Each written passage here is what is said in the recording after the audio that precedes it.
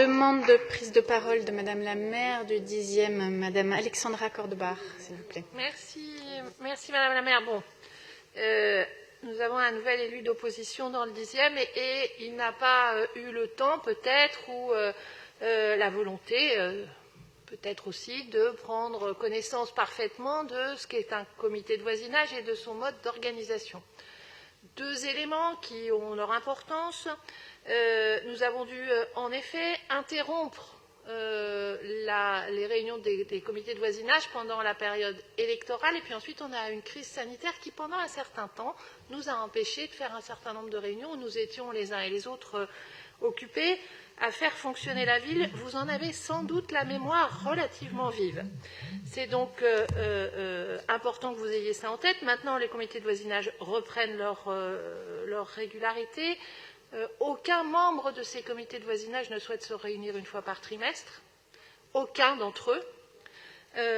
Et ça n'est pas ce qui est prévu. Ce qui est prévu, c'est que nous puissions avoir une vision dans le temps, à quelques mois, 6 mois parfois 9 mois en fonction des besoins.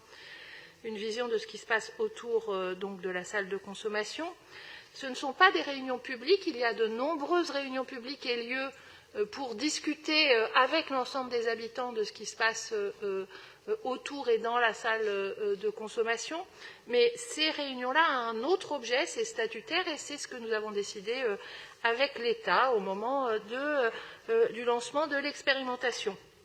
La publicité des débats est assurée par le compte-rendu, les comptes rendus produits, et ils sont de fait présents, y compris, on a de nombreuses occasions de faire passer sur les différents sites de la ville, de Gaïa, toutes les informations afférentes.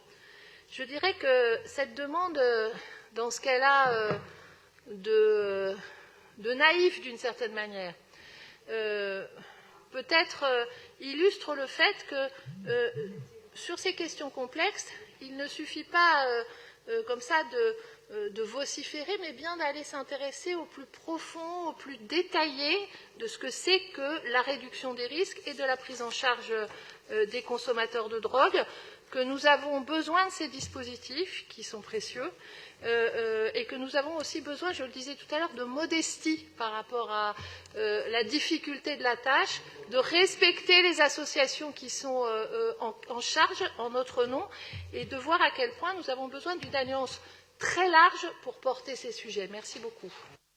Je vous remercie.